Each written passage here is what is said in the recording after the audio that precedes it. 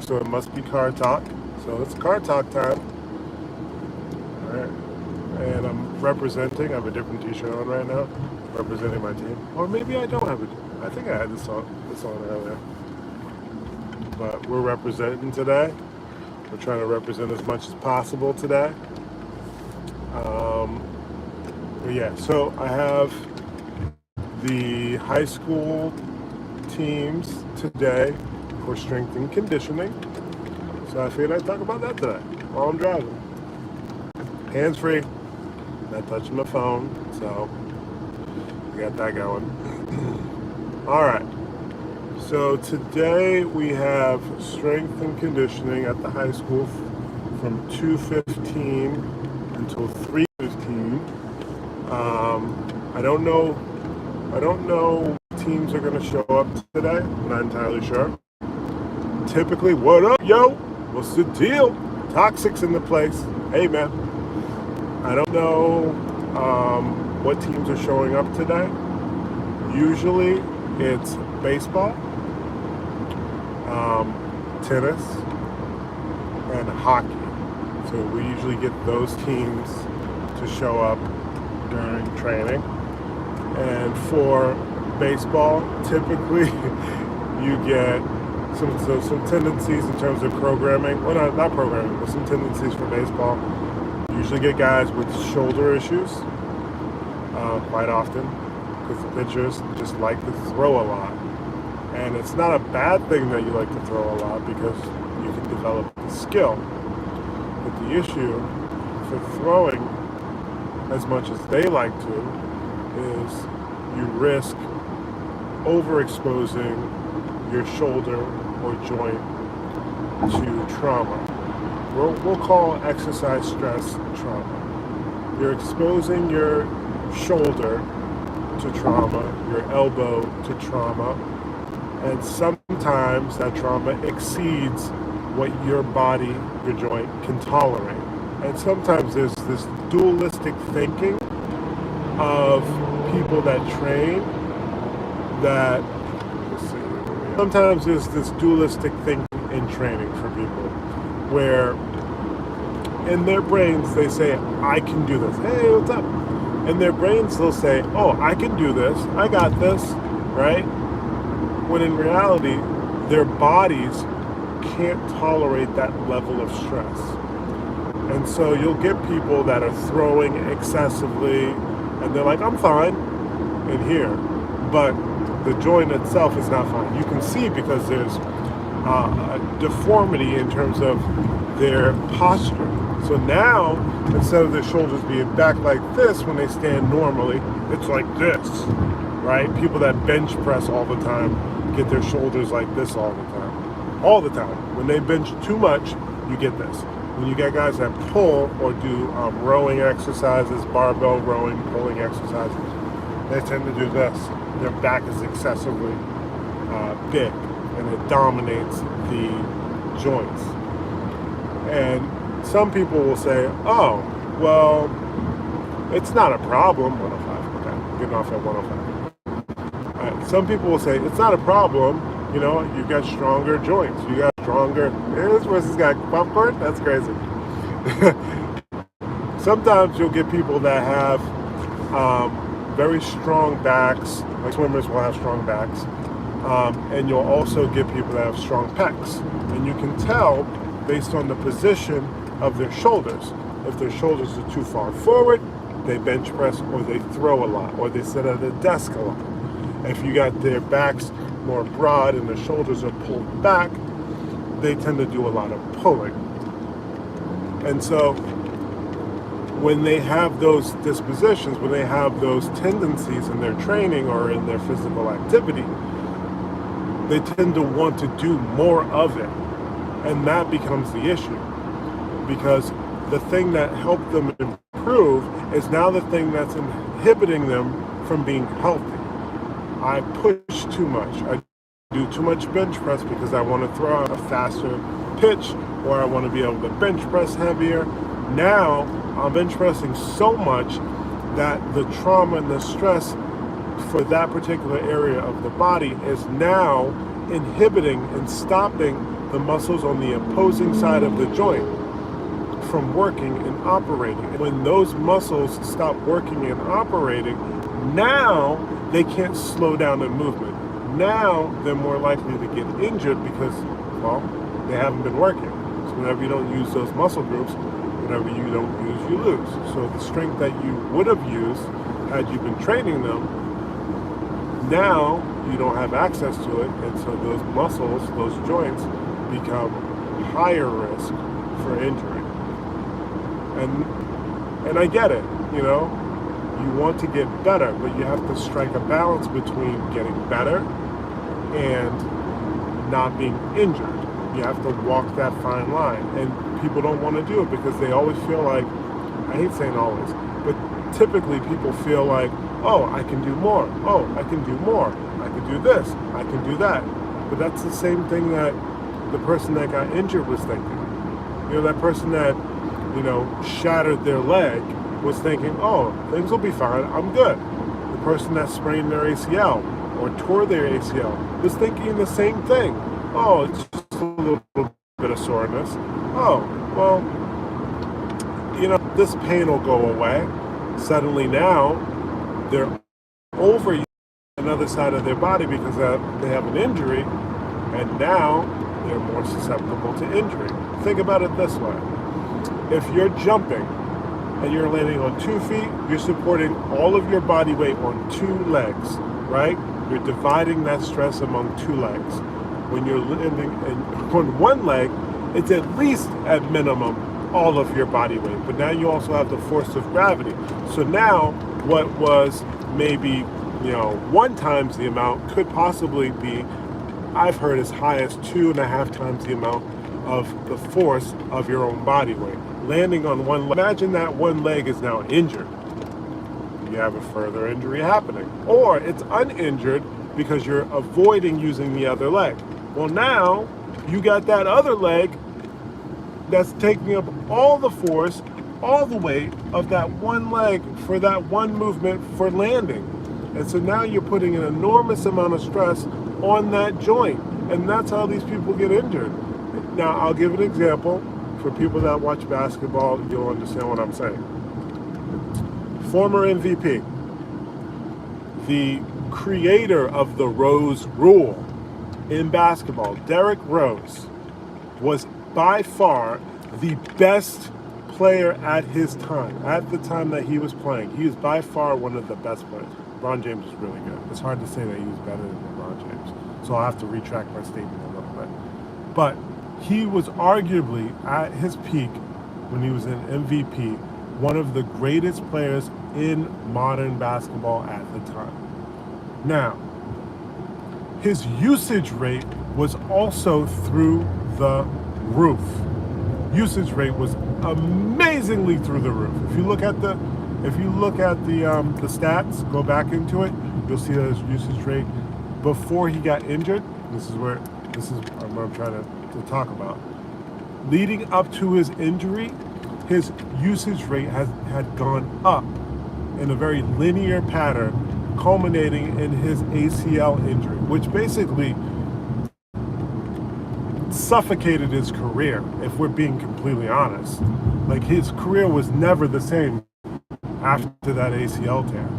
And my argument is, playing on the USA basketball team, going very far into the playoffs, and training in a manner, because he had a shortened offseason, training in a manner in which he was trying to get better. I imagine he was probably running a lot, lifting a lot, things that he probably shouldn't have did because he wasn't fully recovered. Those things happened as well, leading into him having the ACL tear. And that's just my thought on the situation. And I think, this is again my personal belief, 12 to 15 years at this point working with people doing training, is that whenever there's a spike in physical activity, whenever there's a spike in work or demand on the body, whether it be your shoulder, whether it be your wrists, whether it be your knees or your hips or your ankles, whenever there's a spike in physical activity for those areas of the body, not what you register in your brain, but what your joints physiologically register, what those things feel and absorb, all that trauma, that is what culminates in an injury, when that spikes. And so this is where people get themselves in trouble, because they'll say, oh, I'm sore, no big deal, be all right. Oh, I have a sprained ankle, all right, I'll be fine. And those little things just keep adding up. But what you should be saying is, okay, I just sprained my ankle. Why the hell did that happen? You don't normally have a sprained ankle, right? Something happened in your body. In my estimate, it's because you did too much in a short amount of time, and your body is crying for help. It's saying, hey, let's rest, let's recover, let's take some time off. Excuse me.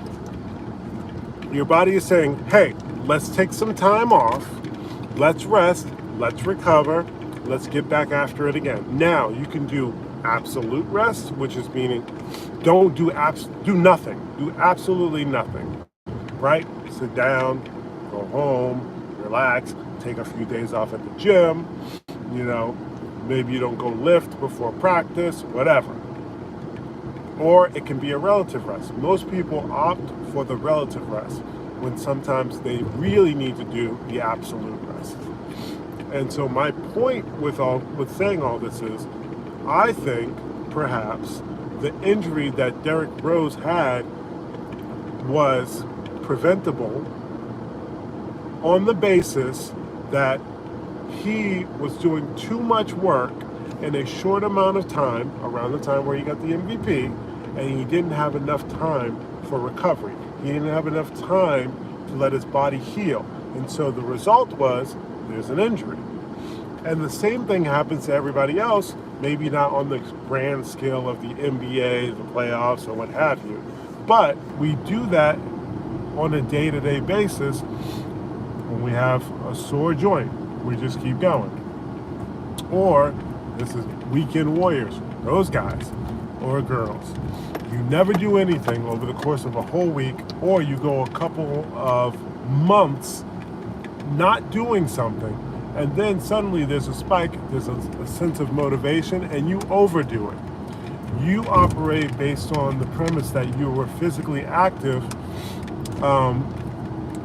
for the whole time you decided to do this. I'll give an example, very personal example. I'm going to go to Dunkin' Donuts, get myself a drink and some food, so you're going to hear me order too. But I play basketball. I played in college, I played in high school, played middle school. I continue to play recreationally. I started playing recreationally. So, obviously I'm training. When I'm training, I can't necessarily, play basketball and train as much as I'd like to. There's a balance to it. So I have less time training. Or I don't carve out time for training. I wouldn't say less time. So I played basketball with my buddy from college, Marcus. And so I ended up streaming while driving. Should be the same as talking on the phone while driving. A distraction. Crackhead. Oh, thanks, Don John. I appreciate it. But this is hands-free, buddy. But thank you. I appreciate your concern. It seems like you just wanted some attention, though. Oh, hell yeah. I'm stopped right now. I'm about to order my food. But yes, it was a hell of a game last night. All right, hold on.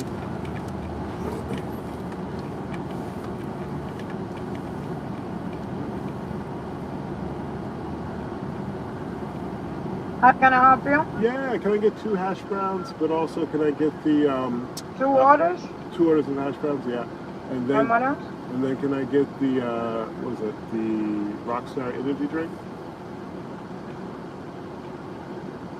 And what else? That's it. The energy drink, the Rockstar energy drink. Blue raspberry? No, just a can. Oh, the can of Rockstar. Yeah.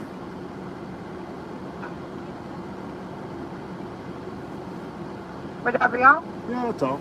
Thank you. All right, you're welcome. All right. Okay, cool.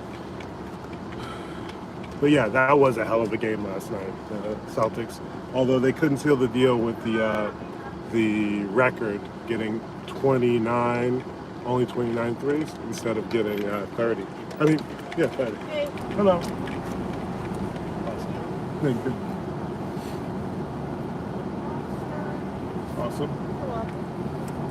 Just waiting on food. Thank you.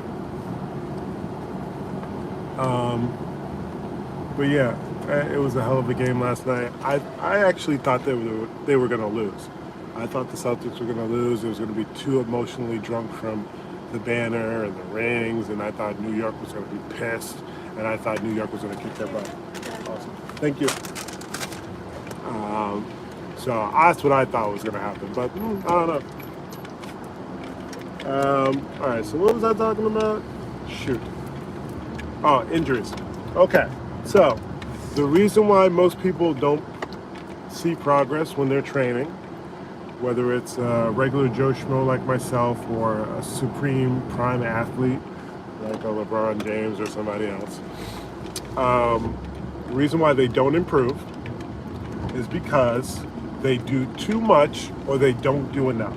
You have to strike a balance. And this is where it becomes more like math.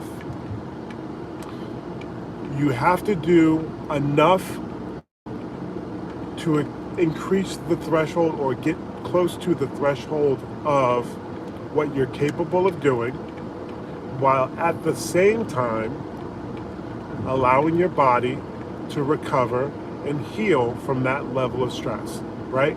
Exposure to trauma and stress, here's where you are, right? You're right here. You want to expose a little bit more or get close to that. Then you want to back off, let your body heal, recover. It'll do something called supercompensation. If somebody knows what the phrase supercompensation means, put it in the chat. Supercompensation will occur, and then you repeat that cycle again, and you do it week after week.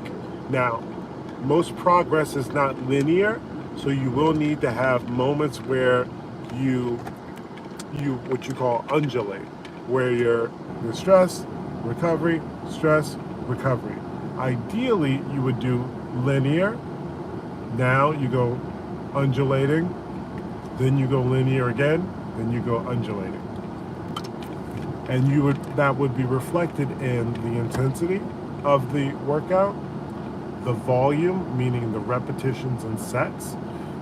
It'll be reflected in those things, right? You'd have to change them and modify them to reflect the ebbing and flowing of the cycle. But big picture, what you would see if you were to back up, you'd see this going up like that. But if you were to get closer, you'll see it going like this. Then the next step, boom, boom, boom. The next step, boom, boom, boom. But what people don't do is they don't have the recovery component. They don't have a download week. Most people, if you don't know what a download week is, chances are you haven't seen progress or you've been injured before, because it's stress, recovery, stress, recovery. Or in this case, we're talking about trauma to the body, to the muscles, to the joints, then recovery. Trauma, then recovery. That's how it's supposed to go, and that's how people see improvement, and that's how people see progress. But what they do is they'll do trauma, injury, then they'll back off, and then they'll have adequate time for recovery and they feel better. Or you'll see this happen. Trauma, very tired, very exhausted, they get sick, then they take a break. Maybe there's a vacation, or I'm at a stop sign. There's a vacation, they have something going on, they have to take a break, there's a forced break, and then they feel much better. Why? Because they took a break. So you have to fit in the break, and a good amount of it, a reason for this is we are, and I'll talk about myself too, we are inherently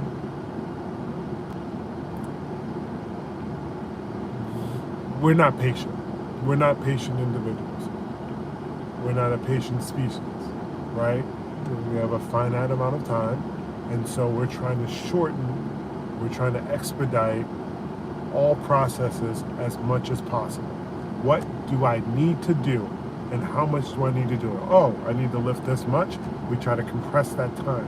And it doesn't work. It doesn't help us. Because now we set ourselves up for the worst case scenario, which is an injury. And so that's why people tend to get injured. And that's why I think that Derrick Rose got hurt, is because he had too much exposure to stress and trauma in the legs in particular. And he was also a very explosive athlete too. He was probably one of the most explosive athletes at his height, for sure. And so that's what happened. I'm trying to think of what else. Let me see what anybody said. Do I think the Celtics are going to make it this season?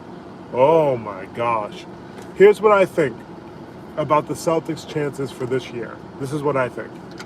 I think, let me just, girlfriend texted me. Red light. Ugh. All right, so Celtics. Here's my thought on the Celtics. Do I think they're going to make it this year? Do I think they're going to win the championship? I think it's going to be very difficult.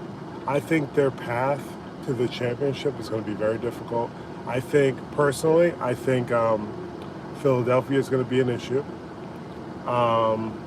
Who else do I think is going to be an issue in the East? I think Indiana is going to be a factor. Whether they beat some teams or how effective they're going to be, I don't know. But I think they're going to be a factor because Indiana's got a really good shooting. And so I find it hard to believe that they're not going to be successful. I find it very hard to believe. They have a well-coached team. I don't think Charlotte's going to be it. New York. Oh, New York. Even though they got smashed this first game, I think that they're going to be very good. Karl Anthony Towns is a very versatile big. He can shoot the three. He can handle the ball. He's a very good passer. I will not overlook them. They've got a really good. They have 3 players on their team that can be all-stars. Now, all-star game selection is very subjective anyway, but they're picking the top players. They're players on the New York team, the 3 that they have right now, they're all-stars. They're very good. They didn't have a good showing last night, but there's no way in heck I don't think the New York Knicks, after the season they just had in the playoffs, there's no way that they're not going to be contenders for the playoffs and for the Eastern Conference. There's no way. I just don't see it. I honestly don't see it. I think they're going to be a tough out. I think the New York Knicks are going to be very good this upcoming year. I think Philadelphia is going to be a problem. I think New York's going to be a problem. And so if the Celtics are going to win, they're going to have to blast those teams. And I also think that they're going to have to be very strategic about how they approach this season. One, I think the Celtics, they have to make sure that Porzingis is ready for the season. They have to make sure that he's healthy, and they have to make sure that they don't get impatient and they rush the process. I think last year, I said it on the video early on, I think last year they were very impatient about how they wanted to use him and the distribution of minutes for him. I thought, and maybe I'm wrong, I thought that they gave him too much minutes too soon. And you already know how I feel about too many minutes.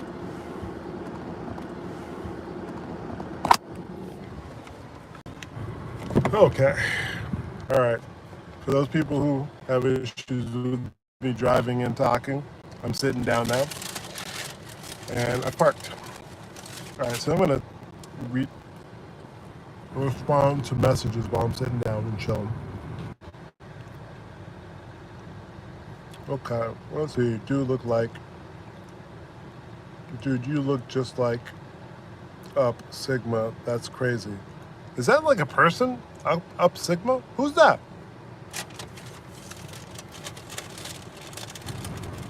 Oh, this one says, are you that dude that everyone is talking about that was in P. Diddy's leaked video? I don't even know who that guy is.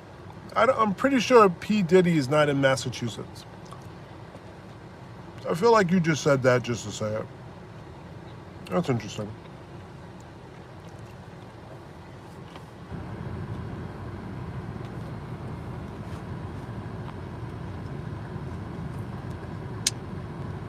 You a wannabe Diddy. Black Blue. I'm a wannabe Diddy? That's crazy. I don't think so.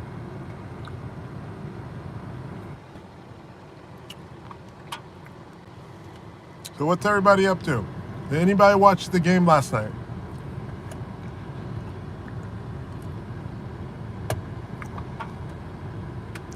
Well, let me see what people said.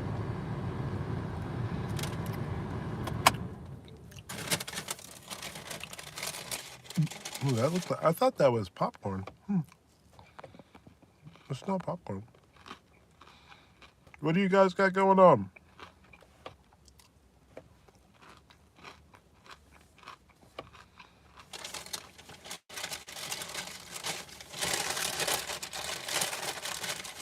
Somebody's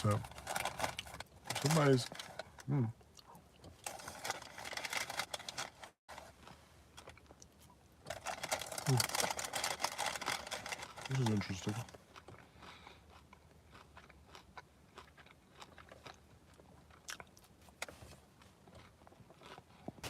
Okay. Yeah. I gotta get my bag. We're gonna go and I'm gonna go clean the house. Oh. Alright, you guys, I'm gonna get out of here. Actually, yeah, I'm gonna get out of here. You guys have fun. I gotta get some work done. Maybe I'll go live again. But right now, have a good one. Take care. Got a chance to get some information out of my brain. So that was fun. 26 minutes. That's cool. All right. Take care, guys. Get a job. I already work. I'm a strength and conditioning coach and a personal trainer. I just go in here for fun. But Santi, 88. I already got a job. Actually got 2. Oh, so I'm supposed to prove to you that I have a job? I'm sorry. I have no, thank you. Take care. You take care, buddy.